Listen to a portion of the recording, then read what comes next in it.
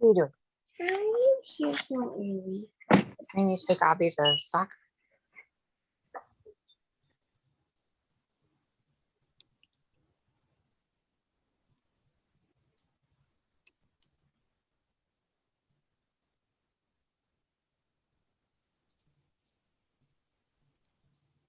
All right. Welcome again to the United Parent Council's presentation with our counselors from several of our high schools. What I wished I'd asked my child's high school counselor. We have 3 of our counselors from the district here today, and I'm just checking to make sure that our Facebook is going here. So you'll just wait one moment. And we are live, so that's good. I think we've got quite a few folks here. If you're in the room and can hear this, we do have you on mute and we do have your video closed off just to make it an easier presentation for everybody to see. We will hopefully get to a chance at the end where you will be able to ask questions. Feel free to put them in the chat, and one of us will go ahead and ask those questions of our counselors. I'll start now by introducing Mary Harris, who is not only one of our lead counselors for the school district, but also the lead counselor for Horizon High School. Mary, if you'll go ahead and take off with this program. Well, actually, Connie's taking off with the program.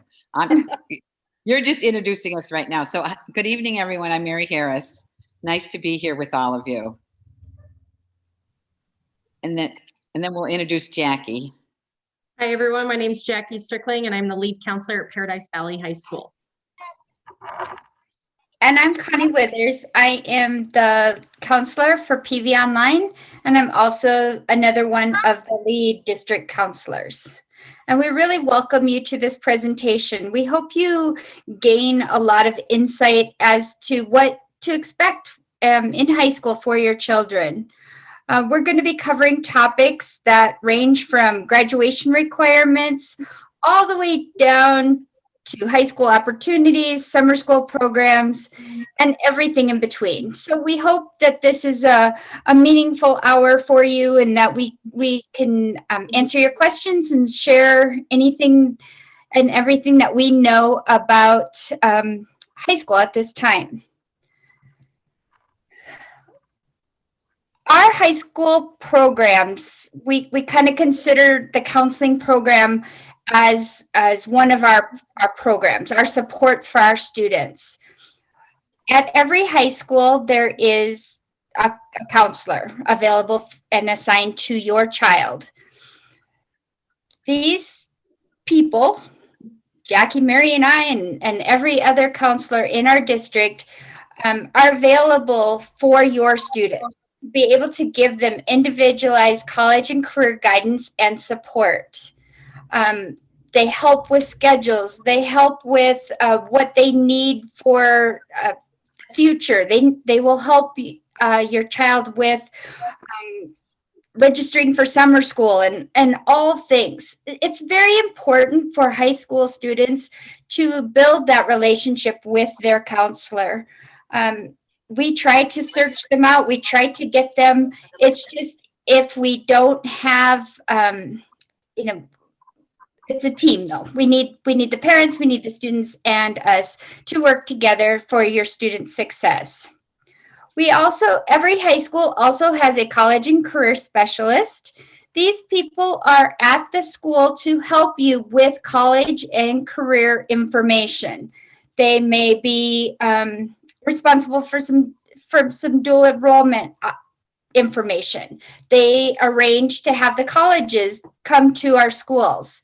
They're also a wealth of knowledge that you can get help from about, post-secondary plans.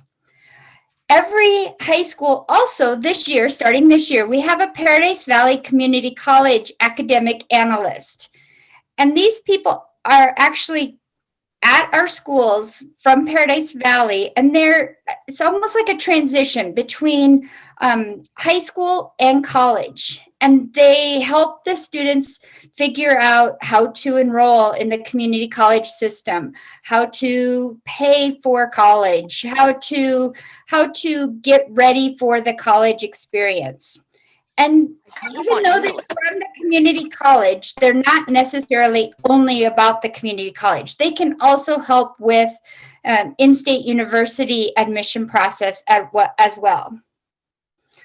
On top of this, we also have SEL support specialists at each school that will help with some of those more severe social emotional supports that your child may need.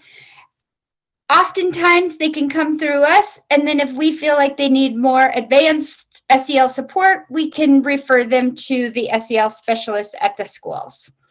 So the takeaway from this is really for you and your child to definitely get used to communicating with the high school counselor that they have been assigned to. Now we'll get on to the nitty-gritty of high school. The Arizona Board of Regents, it's called ABOR, requires 16 credits of courses to go to an Arizona State University system. As a district, we require 22 credits to graduate.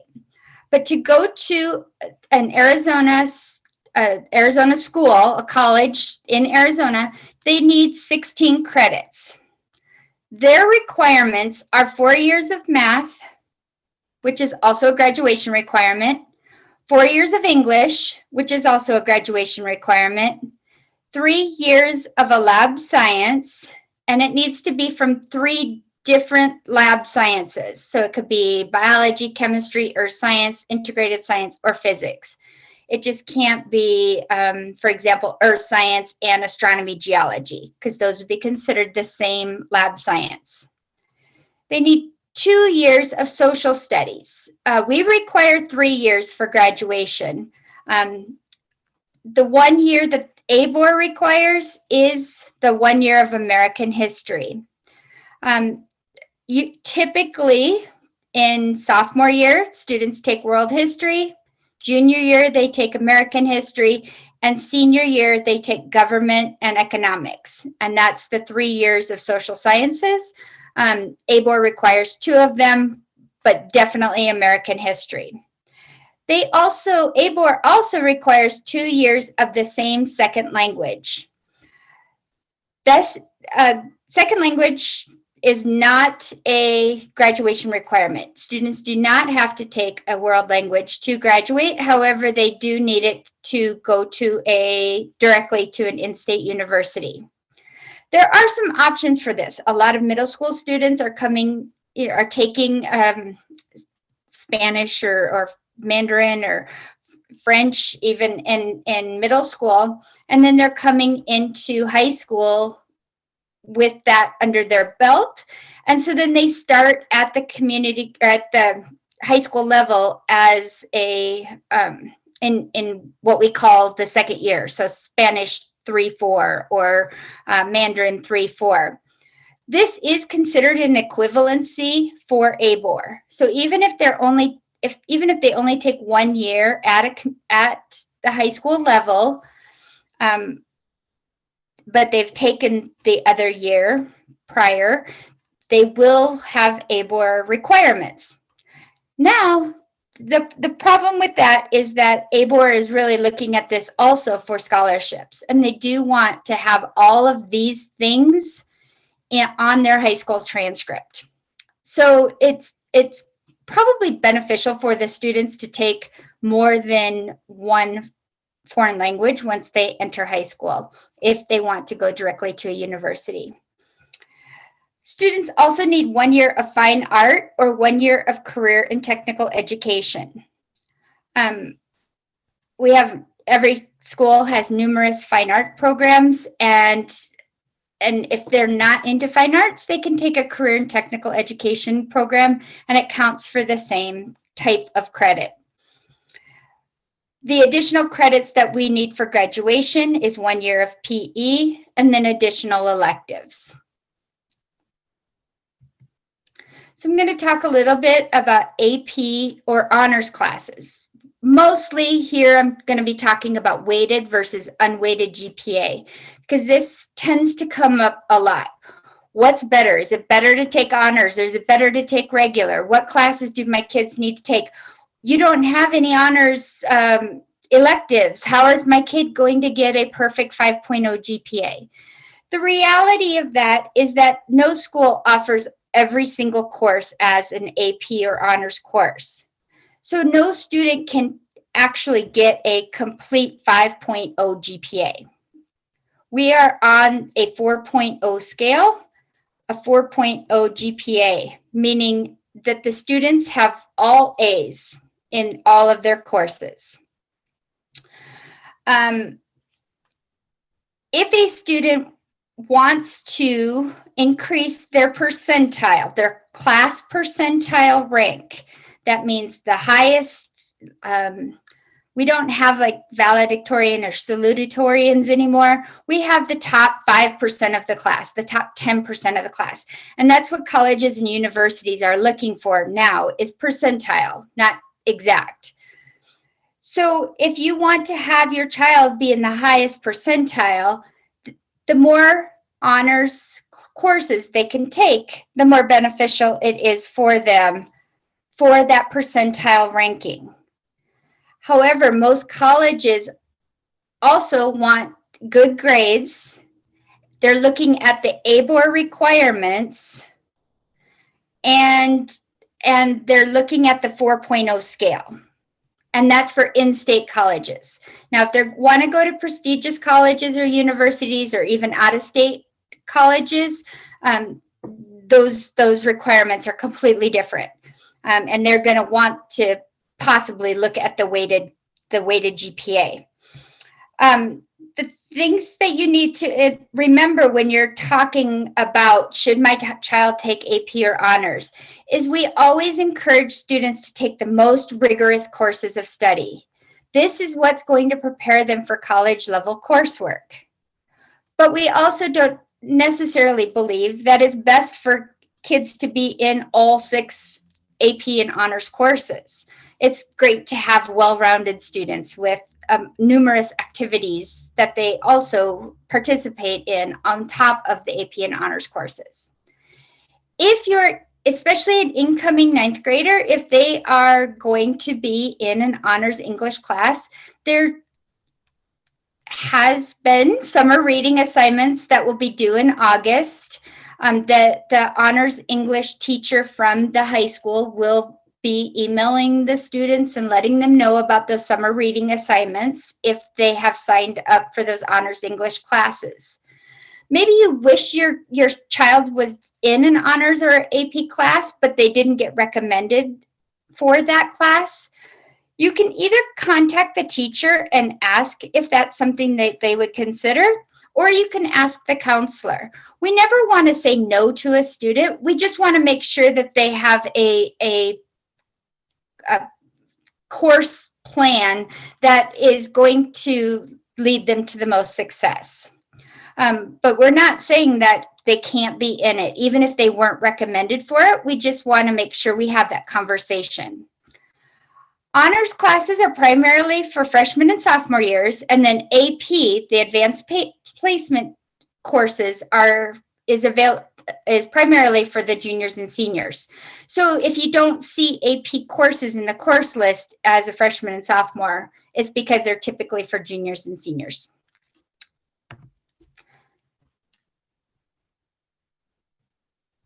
Now on to Mary. Okay, thank you, Connie. So when students start their high school career, so to speak, they have a wealth of knowledge and resources at their fingertips. And one of those resource tools is called Naviance. This is something that they will have an orientation on their freshman year and use it all 4 years. It's a college and career readiness tool. It helps students with college searches, scholarship searches, career searches, and so much more. It helps the students reach their goals by developing skills critical for college and career in life. For example, in 9th grade, the counselors meet, and I think most schools do this. They meet in small groups with their students of their alpha, and we give the assessment, a learning style assessment, and we take that learning style, what is the best learning style for you, and we try to implement it into the student study so that they understand the best way for them to study, the best way for them to learn. And then we give them a strength explorer. We take a look at what their strengths are. So we use those strengths and their learning style, and we have them write an academic goal for that year. So this is helping them get ready for college or career. And then in 10th grade, in Naviance, we do a career interest profiler. So we take a look at what careers they may have an interest in, and we take a look at what kind of education they need for those careers. And then we match them up with different elective classes and academic classes that may help them to see or get an idea of what those careers might look like, along with their learning style and their strengths. So if they know that they have an interest in maybe an engineering program, but their strength isn't math, or they're a little bit weaker in that, we take a look at what else is in that engineering field that they could do. So then junior year, we take a look at with the students, we work on their resume, but we also take a look, we use that career interest profiler, we use their learning style and their strength explorer, and we take a look at the careers and what kind of opportunities, what kind of job opportunities are in those careers, what kind of education they need, what is a major they need, because a lot of times kids are saying, oh, I'm going to be an architect. They have no idea what they need to major in college.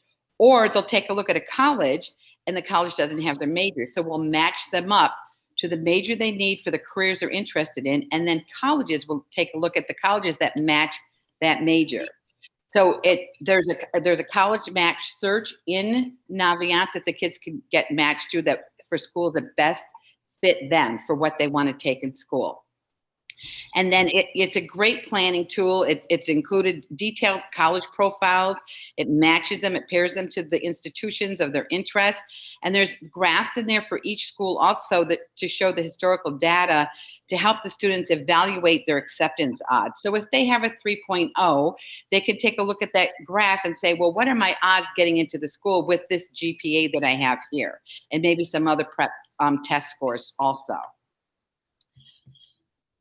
It also, and this is a great tool because this is all they need for the next 4 years for college readiness, because they're going to do these assessments. We're going to do, career inventories. We're going to do college matches with them. And then for senior year, they're going to start applying to colleges, and they use Naviance to send their transcript. So they request a transcript and it's sent for them.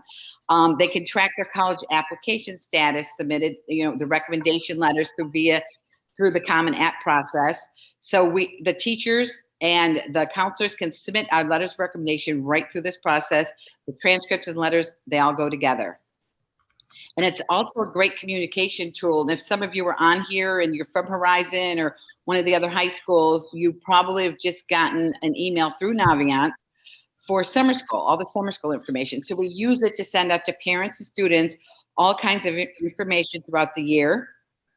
Career events that are happening on our campus. Students go in and sign up through Naviance. If we have an admissions officer from a college they're interested in on campus, they can use this tool to RSVP for that program.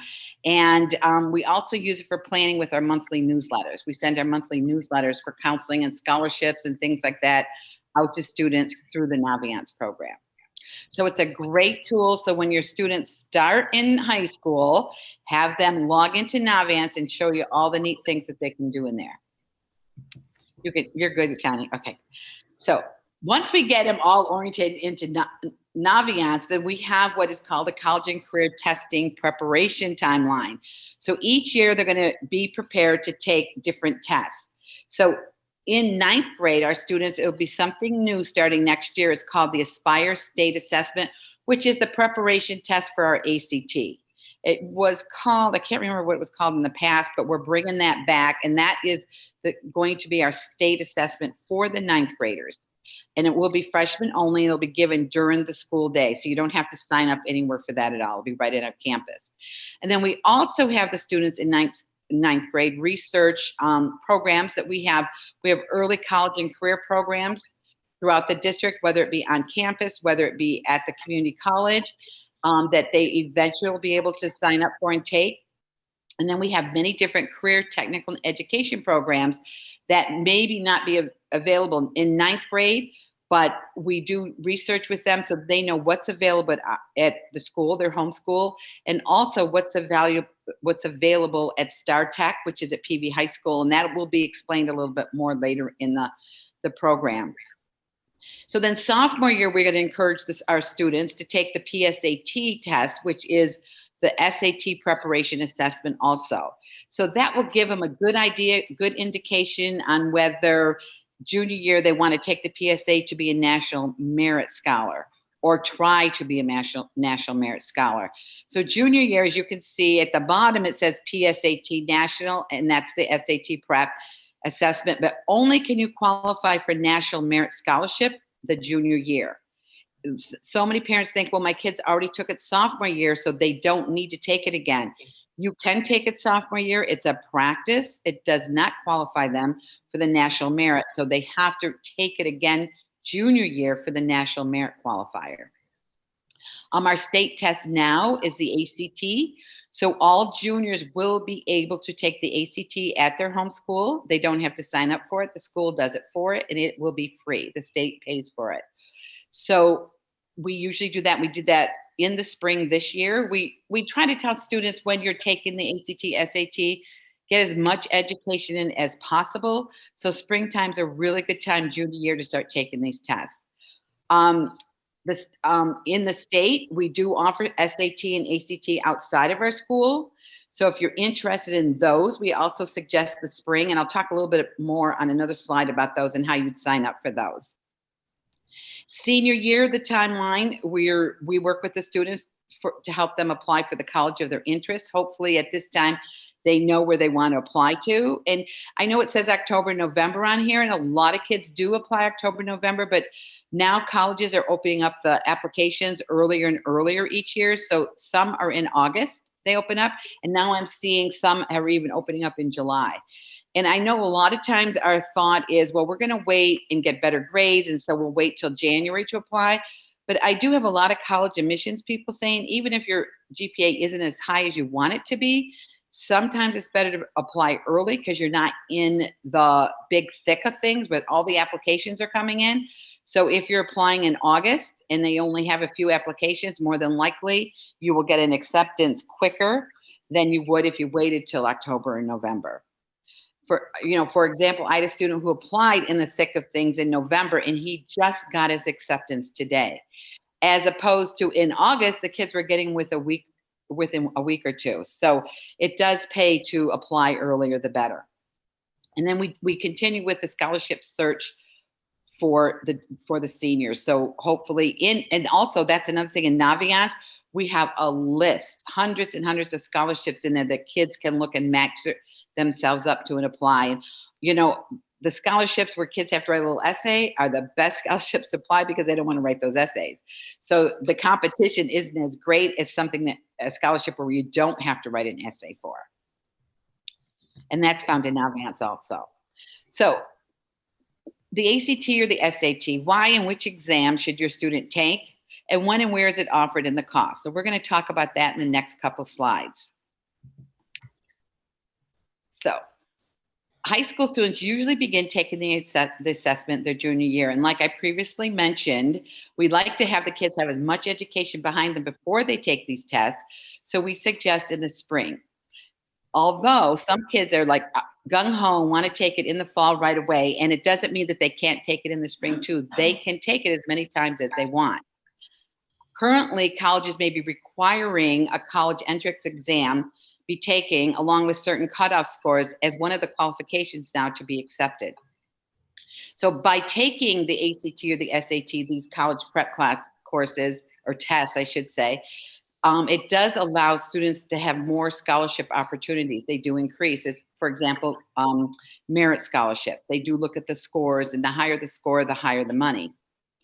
What is important for you to know, though, that you should really check into your your students' schools of interest to see which test they require or they prefer.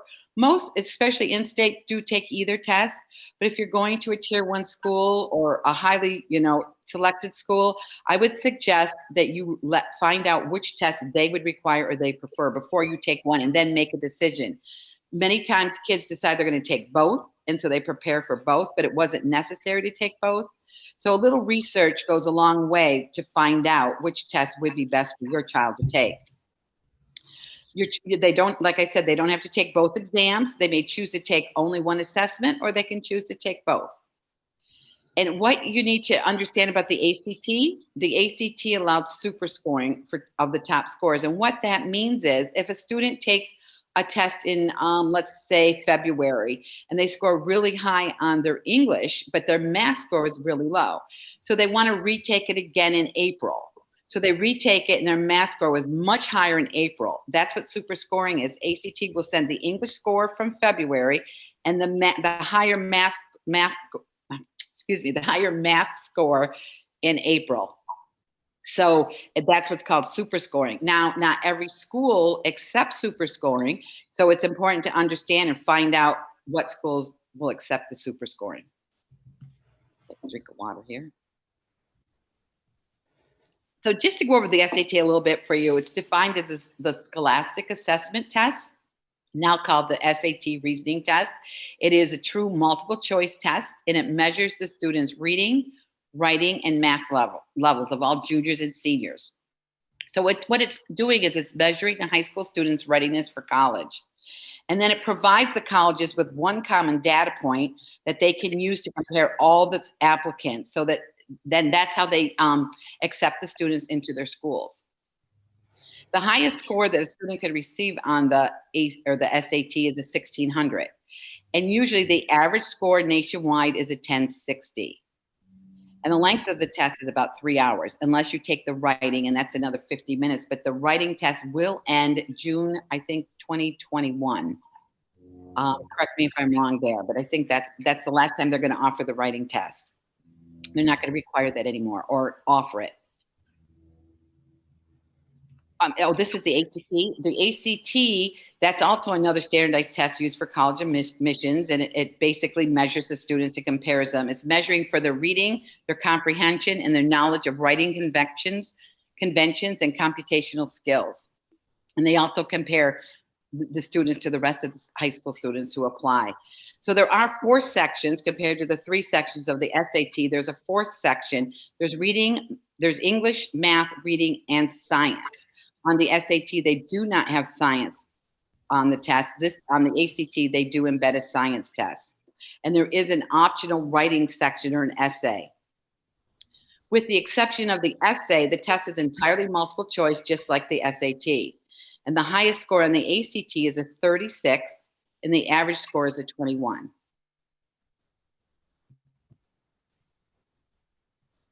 Okay, when and where should you take the ACT and the cost and where it's offered? So just remember, junior year, the ACT will be offered to all juniors at their home school for free. If they want to retake it, what students need to do, we do not sign up students at our schools in our district for ACT or SAT. They need to go to the ACT website and sign up there.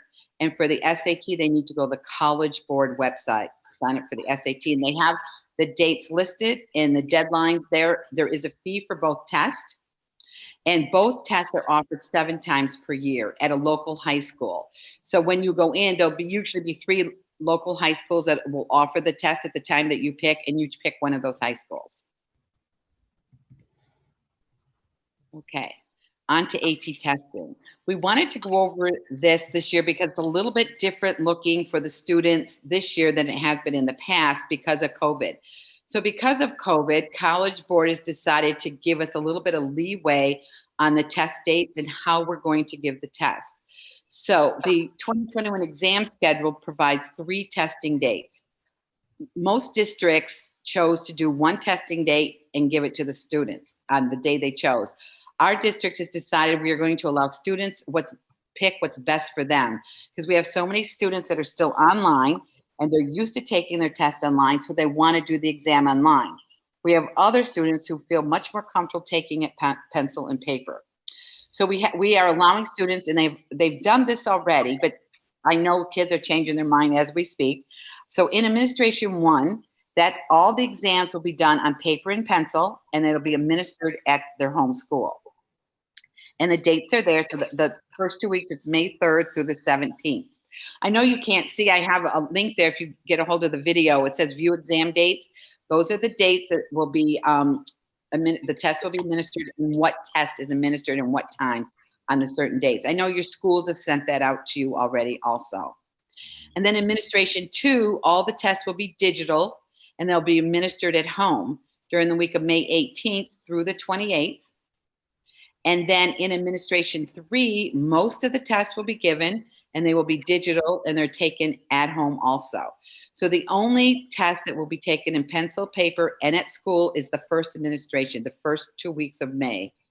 The last week in May and the first 2 weeks in June will be digital at home. And I know students have already selected their dates and stuff, but they do have the opportunity to make changes. But the AP coordinators would kill me if they knew I was saying that right now. But so those are the dates. So be aware of the dates. And so also be aware when they're picking. So there are some tests in Administration 2 that aren't offered in 3 and vice versa. So they need to know what, when, and what is available on those dates.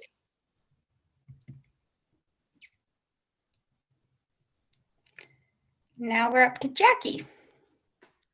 All right, so next we're going to talk about the Fafsa, which is the federal free application for federal student aid. Okay, so we're going to talk about what your student, why they should fill it out, when they should fill it out, and what kind of support we are able to offer you.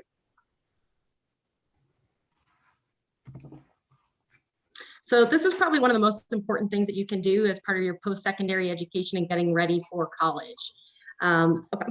Filling out this free application allows students to maybe qualify for certain scholarships like work study, which is the student can work on the campus, and they're not charged as much taxes because it's part of the federal program. If they're working on campus, we do have grants and then also federal funding. And most families in Arizona can receive typically up to about $10,000 in a year to help, and that just makes college more affordable for our students.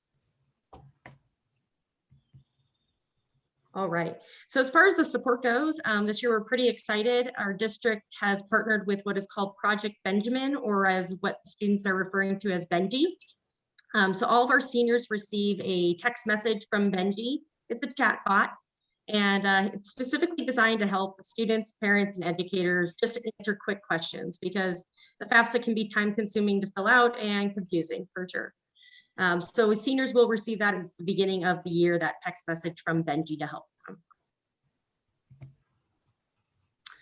All right, now as far as early college programs go in our district, this is pretty exciting. Really wish I had this opportunity many years ago, but our students can receive college credit before they even graduate. And depending on how many courses they take, they can actually almost receive an AA degree or a 2-year college degree before they graduate, which is a pretty neat and awesome opportunity. So there are 3 different ways to do that. The first is called dual enrollment. The second is advanced placement, which Connie briefly talked about earlier. And then PVCC does offer early college programs for us, and that is ACE, Hoop, and Puma, and we'll go more into that. Now, with the dual enrollment and advanced placement, these are offered on most of our campuses, which is awesome. So there is a slight difference. So dual enrollment, some classes are honors or AP, but not all of them are. So some are a 4.0A, some are a 5.0A. It really depends on who the teacher is. If it is a dual enrollment class, that means your teacher has a master's degree and is specialized in that area, which is why we're able to offer the dual enrollment. Now, you actually pay the community college fee for this class at the beginning of the semester, which is great because it's 1/3 the cost of our in-state universities. So typically right now, for a 3-credit class, you're looking at around $255 total, and you don't have to pay for books because we provide them. Whereas that class at ASU right now is $1,500 roughly. So you can see the savings. Now with dual enrollment, Once you pay for the class, as long as the student receives a C or higher, they're guaranteed the college credit, as long as the college accepts dual enrollment. Now, all of our in-state universities accept dual, so that's great news if you're going to be staying here in state. I do like to tell families that not all out-of-state schools are going to take dual enrollment. And if you're thinking about a prestigious university, you really need to do the research. Go on the website and make sure before you invest that money that they're going to take it. For example, MIT, they won't take dual enrollment, but surprisingly, Stanford does. So it really just depends on the program you're applying to in the university. Okay. Now with advanced placement, Connie mentioned earlier, this is after an honors level course. So an A in this class is worth 5 points. So this helps your overall GPA and ranking. So if you are thinking about a prestigious university, or as I like to tell families, any school in California, because they are very competitive to get into, you're going to want to be in honors and AP courses. Now to get college credit with AP, you have to take the class, and at the end of the year, you must sign up for an AP exam like Mary just went over. Now, you're not guaranteed the college credit unless you score high enough on the AP exam. The scoring is out of 5 points. Most state universities want to see you get at least a 3, but your prestigious schools want to see 4s and 5s. Okay. All right, now the early college programs through PVCC, there are 3. ACE is for achieving college education. So these are students that might be at risk or have some other things going on that would qualify them for scholarships to get started in early college ahead of time. HOOP is for our Native American students, and with their number, their national ID, that will qualify them for free classes through PVCC, which is a great opportunity. And then PUMA is designed for those students that are motivated to get ahead, and these kids actually leave campus a little bit early, and that's even before senior year. So if they're a sophomore or junior starting in the program, they could leave at the second half of the day. They go over to PVCC and actually take those classes in person. And Connie. So I'm going to talk a little bit about our CTE, our Career and Technical Education programs. Hopefully you've learned a lot about different opportunities our students are offered. And I think that's one of the great things about Paradise Valley Schools is that we do offer our students so many different opportunities. And once again, that's a reason to really connect with the counselor so that you as a family and the student can share what the student really wants to do. And we can come up, we know the programs, we know what we could put your child in. So one of the opportunities are our career and technical education programs. Every school has CTE courses on their campus, and they have specialty programs on their campuses. However, there's additional opportunities, and busing is provided, and students can go to what we call our Star Tech program, which is at Paradise Valley High School. The bus picks up the students at the high schools, takes them to Paradise Valley High School. They do their CTE program there. Typically, these programs could be anywhere from 1 to 4-year program. And it doesn't mean that is the career that they're going to go into. However, there is industry certification that they get upon graduation, and sometimes it just motivates the students to go on to college because they know that is what they want to do for the rest of their life. The other program that Paradise Valley partners with is called WestMech. WestMech is all over the West Valley, actually. Many districts can attend the WestMech programs, and they're very specific to career opportunities. I'll go into more in that later on. At every school, one counselor at every school is the CTE specialist. So, if you have specific questions about WestMech or CTE, you can find out who that CTE specialist at the school is. One of the counselors is a CTE specialist, and they can help guide in that direction. But all of the counselors know about all of the programs at their schools and at Star Tech. So The CTE has a different delivery model. They have hands-on classroom instruction. They have career-based learning. They have laboratory instruction, and they have leadership development. Every student in a CTE program does have to belong to a CTSO. It allows the student to develop or learn a skill or trade. It is very hands-on, but it also requires academics to understand how things work. And hopefully it leverages a student's transition into a career, trade school, or even a college. These are the different programs that each of our high schools offer. As you can see, Paradise Valley offers the most, but that is because our students have the opportunity to be bused into Paradise Valley. The reason they go to Paradise Valley is because Paradise Valley is on a block, so students would not take their electives at their high school, and they would go to Paradise Valley for that block period of time.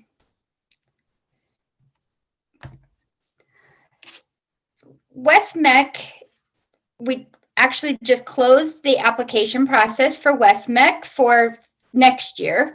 However, it's open to all junior and senior students. Some of the programs are 2 years, some of the programs are 1 year. The students apply as sophomores. There's various locations. The closest one to us is at Deer Valley and I-17 area. And the students would actually leave the school early. Once again, we accept all of the courses that West Mech offers as elective courses. So the students may leave early. They do have to provide their own transportation to West Mech. But the courses are outside of school hours. Upon graduation, the students actually do receive a certificate and they can go work in that career industry. If you haven't had the opportunity to watch the CTE programming that UPC held a couple months ago, try to find it. It was really amazing, and it really explains a lot about the CTE programs and what we have available here with Paradise Valley. It's quite extensive and amazing. Now I'm going to just kind of finish off here talking about some of the opportunities that our students have due to COVID, due to all of the things that have transpired over the past year, including last year. We have tried to roll with the punches. We're working hard to come up with ways and systems of support for your children. Some people know this, some people don't, but we do have an online program that is funded and is a school for Paradise Valley. It's called PV Online. It's an asynchronous online program. It is available as a full-time option, or students can take online classes as well as attend a school and take in-person classes. Because of COVID, we did have some students that took PV Connect and online at the same time. And we are hoping that we can continue those opportunities in the future, so to meet the students' needs and make sure that we are giving the students all the opportunities that they deserve. Juniors and seniors can take one extra class online for free. So if they are in 6 classes in their traditional high school or 4 classes at Paradise Valley, they can take one additional class online if they need to get some credit recovery or if they want to get ahead. We do have PV Online labs at every school, where if a student is taking a PV Online course, they can actually still attend the school. They go into the lab, work on their PV Online course during that class period. So it helps, especially if a student is involved in some of these other programs like a CTE program, or if they have to go for the early college programs. Their schedule might not work exactly like you want it to. PV Online may have the opportunity to allow them to be more flexible with their schedule at the school, even still attending the school. Once again, talk to your child's counselor for more information. They know how to work it, and that's one of the really great things that have come out of this pandemic, is just the flexibility of opportunities for our students. This year's summer school, I know there's a lot of questions about that. We are going to be offering 2 summer school opportunities this summer. There is a community education summer school program. It is in person. You have to attend community ed summer school. They are 3 weeks in length. The first one starts on June 1st. It is from 8 to 12:15, Monday through Friday. Busing is available. The buses pick up at the school locations, and they'll take them to the Paradise Valley High School, or you can drop them off, the students off. It is $220 per course. So each 3 weeks, it's at $220. The best way to find out information about the community summer school program is to go to pvschools.net. There's a tab that says community education. Under that tab, there's a summer program link, and then go to the CE High School Summer School. That is where you register your child, pay for the tuition, and you can find out all the courses that they're offering, the times, the dates, everything you need to know about Community Ed Summer School. PV Online is also offering a summer school. This is going to be an asynchronous program, 6 weeks in length. Current 9th, 10th, 11th, and hopefully not 12th, but current 9th, 10th, and 11th grade students can take up to 2 online classes for free through PV Online. Keep in mind, if you sign up for 2 online classes, the requirement from the state is still that the students have to log 112.5 hours of work. So 2 online classes is pretty much the equivalency of taking, working 40 hours a week. So, this is for the very highly motivated students to take 2. Almost many students take 1 online class over the summer, most years, and they're very successful at that. In order to sign up for summer school through PV Online, the students need to log into their Infinite Campus account. They click on PV Plus. They go to the PV Online Summer School Request tab, and then follow the directions to register for the course or courses. The counselor at each school actually approves those courses to make sure that they signed up for a course that they actually need to take. And then incoming 9th grade students cannot take online summer school through PV Online. They can take, I believe they can take some classes through Community Ed. Don't get me, I think. But they cannot do it through PV Online Summer School. If you have any questions about summer school, I know all of the counseling departments have been trying to get this information out to the parents, but if you would like more information, please, there is a PV Online Summer School website and also the Community Ed Summer School website. So just go ahead and contact your counselor, your child's counselor, and they will make sure they get you to the right place. Another opportunity we have on top of the extended opportunities that each school has during the summer is Sweetwater Community Night School. Sweetwater Community Night School is an opportunity during the school year for students to take night school classes. There are limited classes, but they offer most classes within the year. So there needs to be some planning with your child's counselor about Sweetwater Community Night School. They actually have to be enrolled through the high school counselor. There are 2 blocks, one's from 5 to 6:17 and the other is from 6:23 to 7:40. They are by quarters, not semesters. So a student could technically take a class in block 1 and block 2 and earn a full credit each quarter through Sweetwater Community Night School.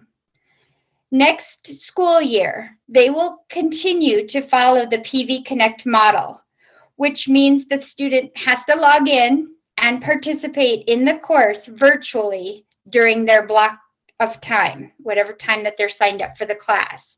They do not actually have to attend Sweetwater Community Night School. They just have to log in virtually, which may hopefully open up some opportunities for students with transportation issues. So that is another opportunity for students if they did fall a little behind this year. It's another opportunity to make up credits. Really what I encourage every family to do at that, if that is the case, is to make an appointment with your child's counselor and really look at what courses they need and come up with a plan of how they could get the credits that they need to graduate.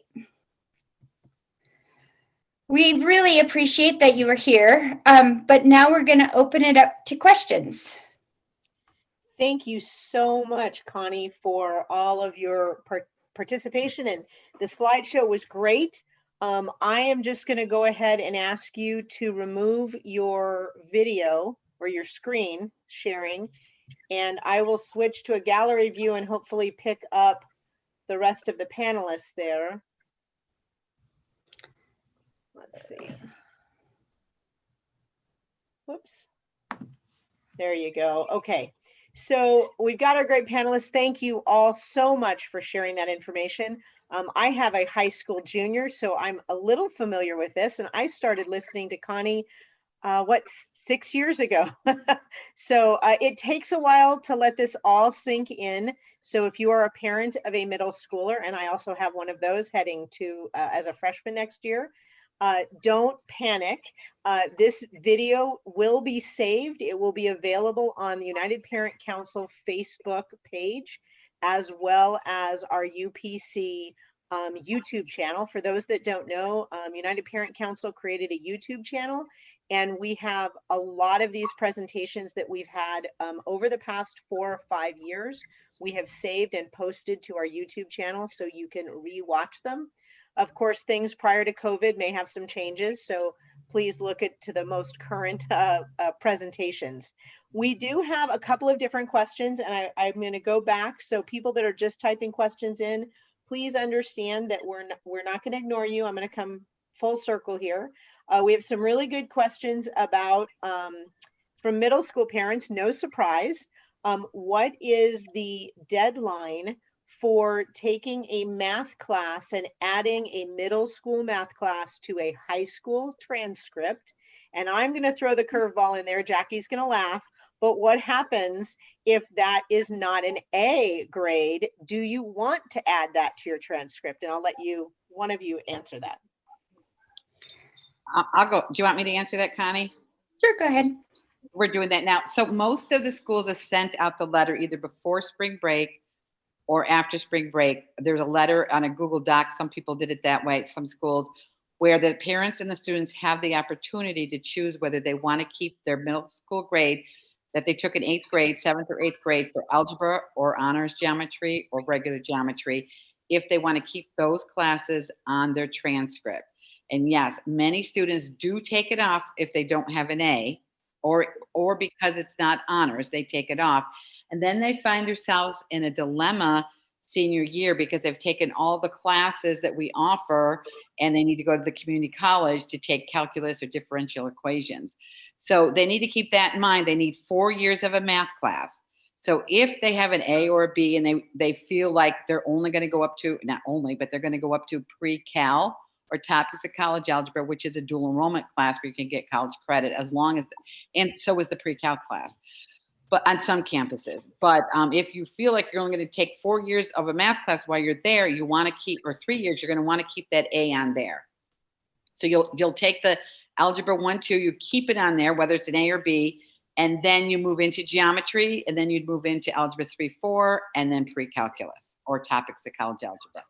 Otherwise, if you don't leave it there, you'll still take geometry, you'll take algebra 3, 4 pre-cal, and then senior year go to the community college and take calculus and differential equations. So that's a choice that you have to make as a parent and a student. And that is different at each of the high schools. Jackie, go ahead. Yeah, so PV High School's on the block schedule, and our students can actually take up to 8 years of math in the 4 years of high school. So we do see a lot of students that will remove the algebra and geometry non-weighted grades because they're going to take way more than 4 maths, and they don't want that to affect their overall GPA and class percentile. So I always tell families, if being at the top of the class percentile is a high priority, then you're probably going to want to remove the non-weighted grades. But if you don't care about the top percentile, the top 10 in the class, and it's just about getting the math credits, then you can always leave it on there. So you have that choice. And go ahead, Connie. The other thing I would like to add to that is that the students can only remove math credit during their freshman year. Right. That's the deadline. If it's not removed by the end of their freshman year, it will remain on their transcript. Wonderful. And so the next question is somewhat similar because it is a middle school to a high school transcript question. And I'm curious to see the answer to this. Can we add a foreign language that was taken in middle school onto the high school transcript? Connie, you want me to go? Yeah, I'll go ahead. And we actually are not putting the foreign language. The only class that our district puts on our high school transcript is in math classes.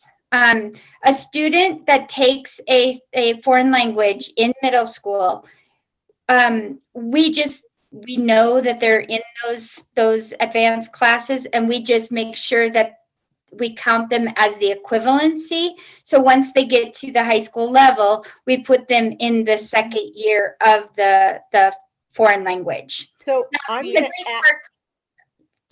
The great part about that is that then the student can go right into an honors level class and they can continue on. We do have enough foreign languages at most of the schools for them to be able to continue 4 years of the foreign language past the high school level. And I know Jackie has more to add to that. Yeah, and I was going to say that we do actually have middle school students that are actually attending our honored Spanish classes at Horizon High School. I think that's one of our campuses. So because that is taught by a high school teacher, that is going to be on their transcript. Right. But it has to be taught at the high school level for them to get the credit on the actual transcript, which is the legal document.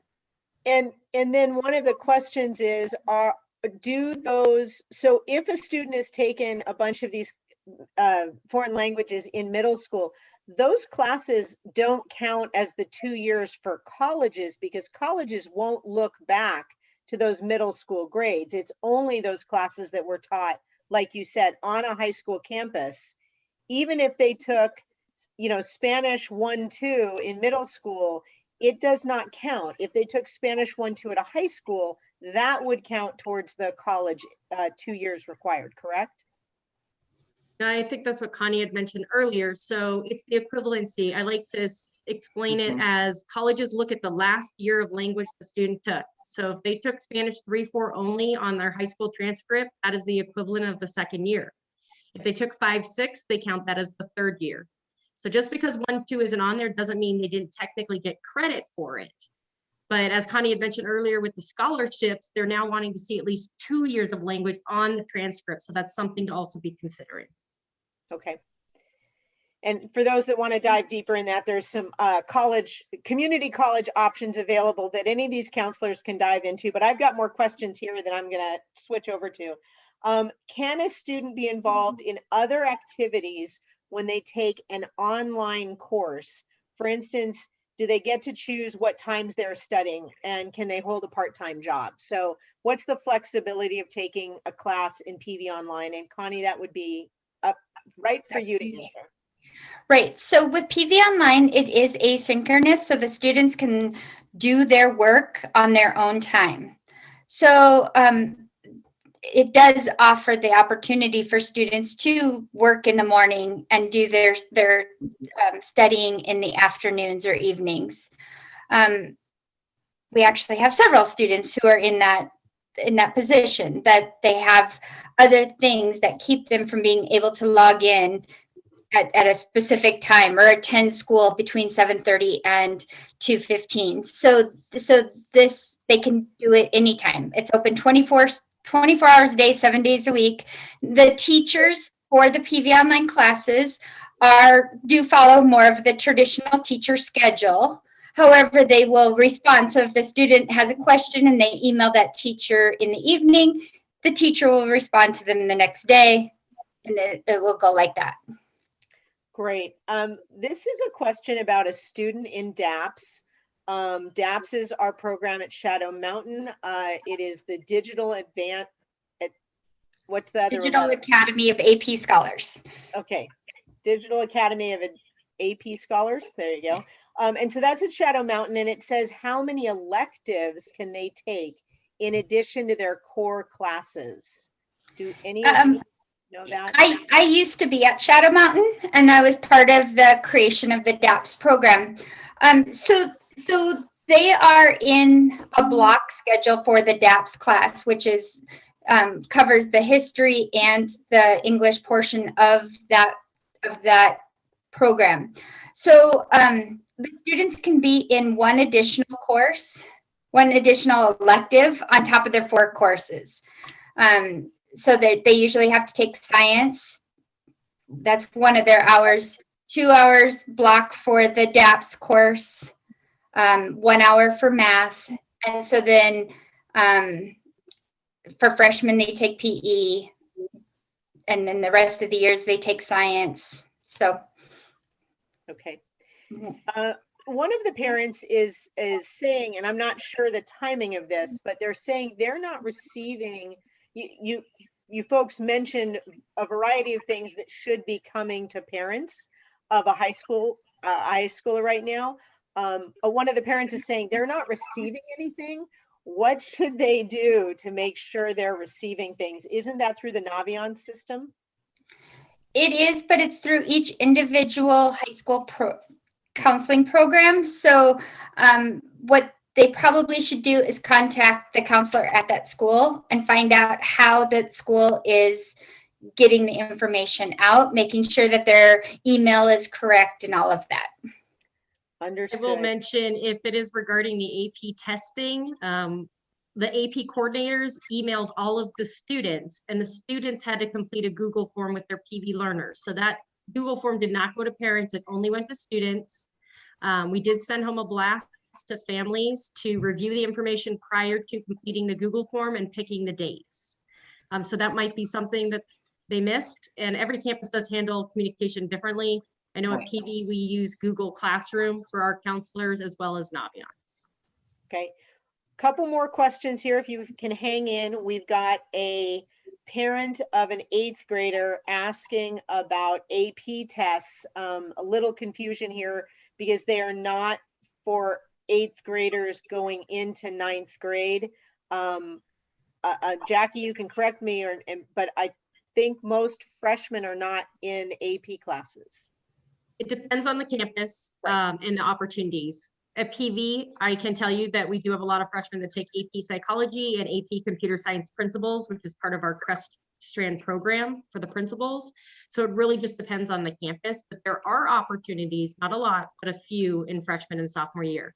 And you only pay for the exams you're taking for that year. That's really important, not future exams. And parents understand that if you have my student doesn't like taking tests.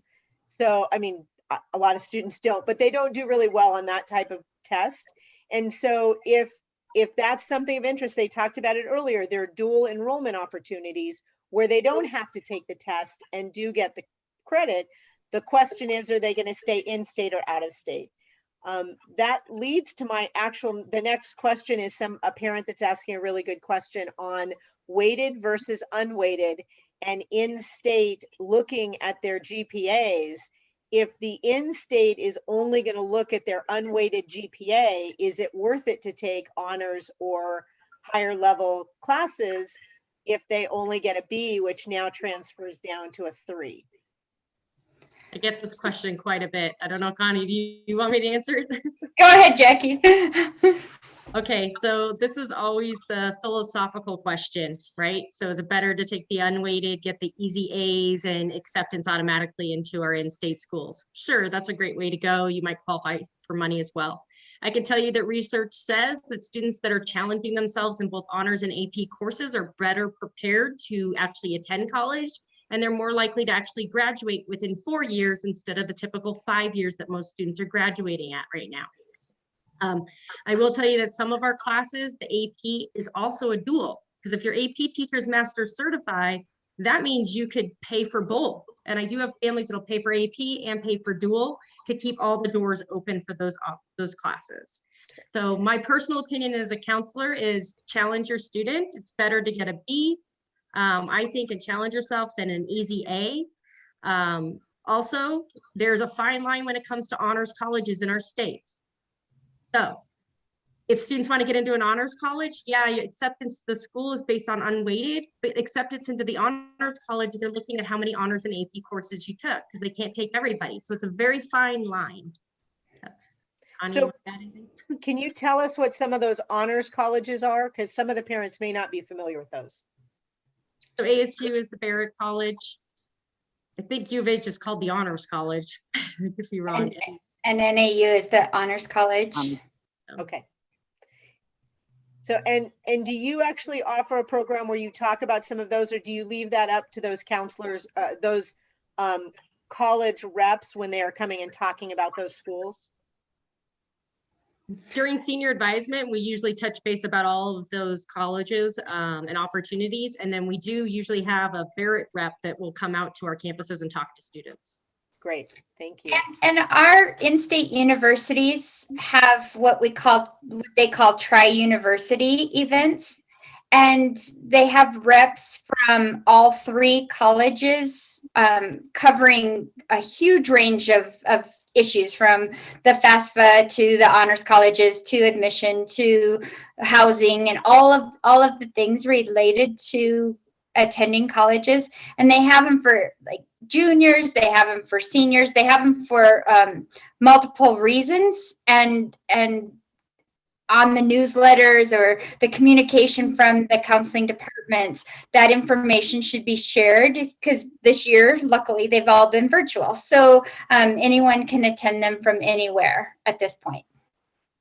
Got some other good questions. If there are students coming here from out of district that will be coming to our high schools, you mentioned PV Learner's email. If they're matriculating from other schools, how do they access that PV Learner's account, and when, which I know is a big problem? Go ahead. They access the PV Learner's account on the first day of enrollment. So yes, prior to their first day of school, they do not have access. However, after that point, then all communication goes through PV Learners. So like if they're talking about the honors, like if their student is in honors class and the teacher will let them know through their PV Learners account.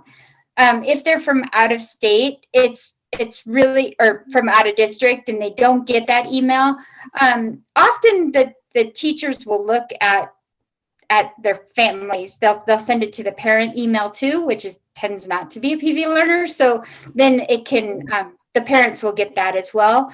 If not, they can always look at the teacher's website, and the teacher's websites will always have that information as well. What about summer school? Can students interested in summer school that are coming to our high schools do our summer school programs if they don't yet have the PV Learners? How would they go about arranging for that? So if they are current 9th, 10th, or 11th grade students, and they're going to be starting one of our schools next year, they can take a summer school class with us. The best way to go about that is to call or email me, and I will send out the information they need. They'll have to complete some information of ways that we can communicate, because we know then on June 1st, we will have to reach out to that family to make sure that they have access to their accounts that they need to be successful in the online classes. At some point, would each of you go into your chat box and put your emails and just make sure it's to everyone, which is what should be available to you as a host. So if you Sure. could do that, that would help. We've got another question that says, on the other end of the spectrum, special ed students with IEPs, are there classes required for them, such as study skills on top of their other required classes? Or are there any other courses that would be applicable that you might be able to share? I think it really depends on the student's IEP. So if the goals and the plans include reference study, then yes, that's an option that most campuses have. Not every campus has all learning specific classes available. It depends on the campus. So it's really the case manager, the counselor, and the school psych all work together to create that plan for that student. I was going to bring up too about the email for out-of-district people. This is one of the biggest things with our CREST students, since we have such a big out-of-district enrollment. It's the summer reading assignment for our freshmen. And we do actually give the personal email for the parent to the out-of-district email to the teachers. So they will be receiving the summer reading and access to all of that. Yes, my daughter just got that. Okay, so we've got another one here. This is a thank you to this parent. Is there a subsidy program for kids' AP and dual enrollment program? And the reason they're asking this is they're interested in supporting it or helping fundraise to support it if it exists. So obviously I would throw in there, we have the Paradise Valley Education Foundation, which provides the PSAT free for all of our students as sophomores. But Connie, why don't you add additional information there?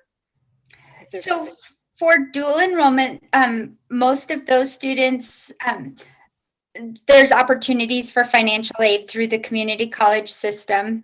And then for the AP, we actually the state actually helps with the AP costs. And our district actually helps with the AP costs as well. So there may be a fund somewhere to help scholarship AP. I think, I don't know where or how to go about that. Jackie, do you know how?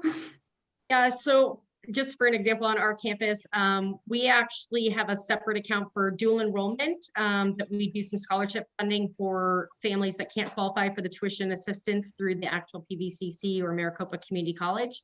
And then for AP, if you do want to donate, we would love for you to donate, and you can donate to the actual AP account. That also helps for us to pay for proctors, which is one of our biggest expenses as well every year. But if you'd like to make a donation, just let us know. And I'm sure that's true at every school. They can just make a donation to a specific program. Someone just texted a question and I don't really understand it. If you could add more, I'm going to say it just so you can add more to the text. How do you find out about the teacher/schedule? I'm going to guess this means that they have a student that's out of district that may not have gotten their scheduling yet, because all of our 8th graders have already set up their schedules for next year. So until I get another response, how do we deal with outside of district 8th graders? So what I would recommend is, if they feel like they should have had some information that they haven't received, that they just reach out to the counselor that's scheduled them for their courses. And then that counselor can find out and answer those questions. Each school handles it a little differently. So if they reach out to that counselor will know, okay, I need to find out from that teacher, or I need to send it to this different email. It just makes it a little bit more personalized and without quite as much of a runaround. So yes, I was correct. Go ahead, Mary. Oh, I'm sorry. Just so people know now, most schools don't have their master schedule done. So there is not a schedule. It's just requests. So if they've already registered with us, then their requests are in, but the master schedule won't be, we're working on it now. So schedules won't even be ready till May. So they're not Correct. gonna get any, It's course selection that's been requested, not course assigned yet. I apologize. Wrong terminology, folks. And okay, I was so, correct. She was Yeah. saying she was out of district, so. So typically she- students also don't get their schedule until that first day of school, depending on the campus. exactly. So yeah, I'm going to repeat that just to make sure it was heard, because I Okay. know you were both talking. So the actual schedule of what class is which period is not handed to students until the morning of the first day of school in high school. The students come in a little bit early to pick up those schedules, and depending on the campus, probably depends on how they distribute those. But they do get those schedules that morning. Now, some of them are more known than others. Like my daughter who's in band, we know that's first period. It has to be because that's when the class is. But for others, you have no idea on other campuses. So it just depends on the scheduling. The person asked again, she had said, because I mentioned my daughter receiving the summer reading. Yes, she's in district in an 8th grade program, going to PV High School with Crest, and is in the, the AP Honors English. So there is a summer reading. And yes, it was sent to her PV learners and copied to the parents. So we received a copy of it as well to say, by the way, your student has a summer reading assignment. So it doesn't get lost in their PV learners accounts, which is very easy to do. Funny thing how that happens. For sure. So why don't I do this? Let me ask you each if there's something else you want to share. They are, there's, she's still asking questions. Sorry. Let me put it this way. I don't have more questions coming in, or not yet. So let me have each of you share something unique from your school if you would like, or something you feel may not have been emphasized that would help. It sounds like we have a lot of 8th grade parents of 8th graders heading to high school. So I would focus it on that if you can. Mary, why don't you start? Okay, great.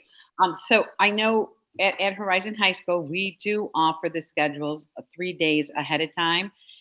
Some of them might not be the official schedule because they're not all done, but we do entice kids to come into school and get their IDs, pick up books, and get their schedule at that time. So it's usually, I think it's going to be like the 27th, 28th, 29th of July, a week before school. Then they'll get their official schedule the first day, but they'll have some idea. And just a point on dual enrollment in AP, we do have a large amount of classes that are dual enrollment that start freshman year, and AP classes, mostly junior and senior year, one sophomore year. So if you're interested, please make sure you meet with your counselor to discuss those. So you can, if you want the AA program, we do have several kids who graduate every year with an AA degree from Horizon. That's fantastic. And I know we're working on it at other schools with other programs. It's not completely set up. Takes a lot of coordination between our counselors and those community colleges that we work with. So it's not as easy as it sounds, but thank you for all the work that's been done to make that happen. Connie, why don't we have you add something next? All right. Well, I would like to also bring in just the fact that North Canyon High School has the IB program, which is the International Baccalaureate program. And so if you want information about that program, that would go to North Canyon High School. Shadow Mountain has the DAPS, the Digital Academy for the AP Scholars, and the NVAA, which is the North Valley Arts Academy, which offers a wide variety of art opportunities for students. So I don't want those other schools, just because they're not represented tonight, not to be considered. And then, of course, Pinnacle High School offers a huge variety of both AP and dual enrollment courses, as well as some specific engineering type courses.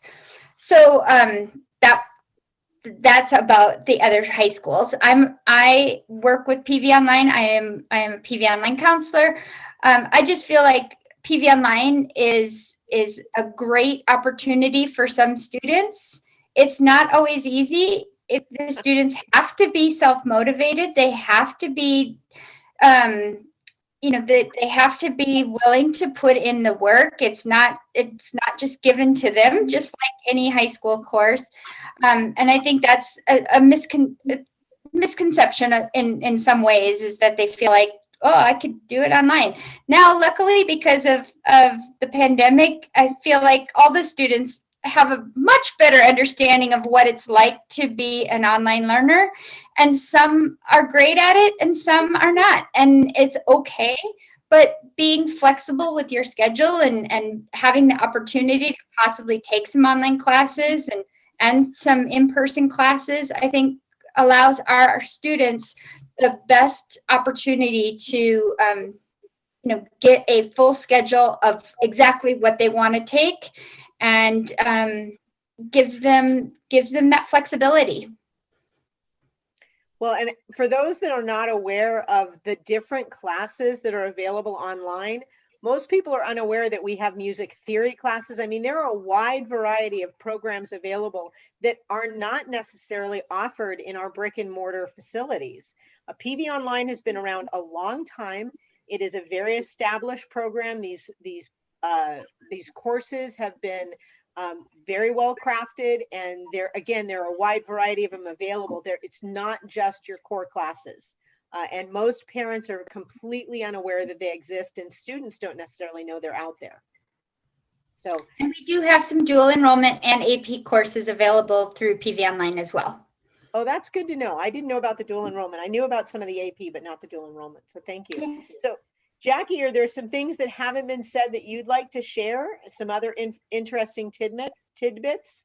Sure. I'll just follow up on Mary's comment about dual enrollment. Tuition assistance through the community college, that has started. There's an application. If students are on free and reduced lunch, it is easier for them to qualify this year. That's what we're being told. And I think most high schools are actually doing an event for it in the next few weeks. So be looking out for that. The money goes quick, so sign up as soon as possible. We are also at PV's campus, and I think the other high schools are planning too. We're doing a virtual night for incoming 8th grade families just to welcome the class of 2025 to high school. And then I believe we're also doing a walkabout night where the kids will actually get to walk the campus since they have not had a chance to shadow or do any of those things this year. As Mary said at Horizon, they do a walkthrough a couple of weeks before high school actually starts. We do that as well. Students get their student ID, check out clubs and sports, and pay any class fees, which I think is a really big opportunity for parents to pay for that before the school year even starts. And then we do offer a Pride Camp for all incoming freshmen. It is free. It's in the morning. Our upperclassmen mentor our students, take them around the campus, play games, make sure that they get to meet new kids, and that's really an important part of our Pride culture. So. And what does PRIDE stand for? Just because I don't think people will quite catch on unless you explain that. Prepared, respectful, to initiate, to do, and to excel. So that's what we teach our students to do on campus. And if they're seen doing any of that, they are rewarded with a PRIDE card, which they can go to the student store and spin a wheel and win prizes. And this year we even gave away earbuds. So, oh, wow. We have some good So stuff. each of the campuses has their own culture and community, and they have different ways that they represent that. As Jackie was talking about, that's PV High School. Obviously, Horizon has a huge program there. Go ahead, Mary. It's called Pride, Courage, and Respect. And we do kind of the similar things that PV does. So we do a weekly drawing, and the kids earn different prizes doing that. If they're caught, with showing their pride or their courage or respect, as little as opening the door for someone and holding it open. We've done things like that. And then the teachers who nominate them also have the opportunity to win a prize too. And we've had a big TV at the end of the year, and the kids just go crazy over that. Trying to get a car, I doubt it. But we also have, like Jackie said, a Husky camp at the week before school, which is a 3-day-long program to acclimate the kids to the school, and a lot of camaraderie and things like that. So it's a good program. And hopefully we will all be able to do those in person this year. Yes. because they were not allowed last year. So. No, it was virtual and a drive-by last year. So thank you, ladies, so much. Again, we have recorded this. I'm Melissa Schwartz. I'm with United Parent Council, and please join us on our YouTube channel, or you can go to our Facebook and be able to watch this. And we hope you guys will share this with other parents, and that counselors, you can share this as well. We have another program coming up for elementary and middle school parents to address the transitions. That is April 27th, again, from 4 to about 5:30. So I think that's Connie and Mary will be joining us and presenting on that one. So thank you very much. I'm going to go ahead and stop our recording, and we'll make sure if we get other questions, I'll direct them over to you and try and answer them for people. So thank you so much, ladies. Thank you, Melissa. Thank you.